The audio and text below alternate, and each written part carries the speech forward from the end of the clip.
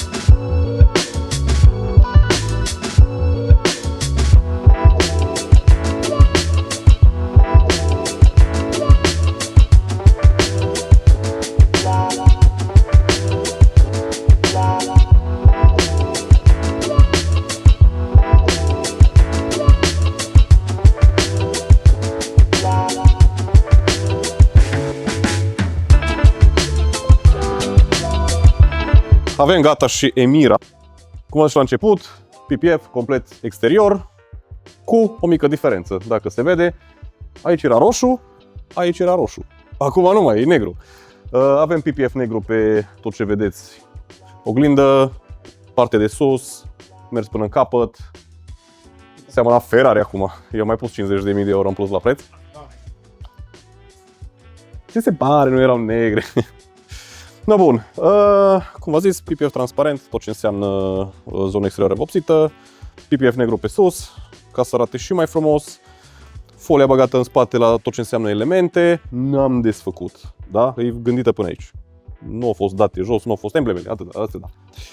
La interior la fel. Acolo n-aveți ce să mă arăt, numai două bucățele micuțe. Și ăsta e Lotusul.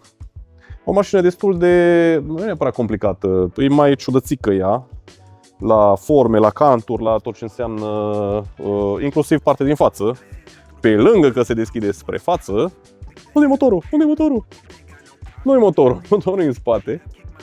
Și mai interesant, asta n-ai ce să o deschizi de capul tău așa iurea, pentru că stă în niște șuruburi. Avem aici, în zona de acolo, uite acolo intră șurubul. Și acolo, și pentru cine și-a Lotus și vrea să schimbe uleiul, nu prin față, dar dacă totuși ai treabă la ventilatoare, acolo ai 3 căpăcele, 3 șuruburi. Și deschidem capota. Asta e mai interesant, în rest, Lotus Emira 2 litri turbo, 300 și ceva de cai, o mașină foarte frumoasă.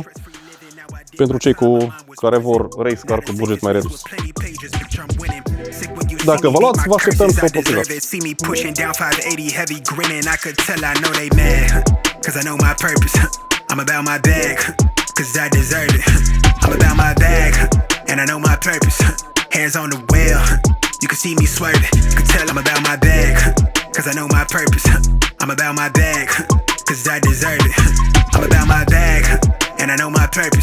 Hands on the wheel, you can see me swerving. Till I know. What's up, my nigga? Heard you got that on you, you wicked. Heard you keep one hand on the switch. Heard you keep them racks on your fist.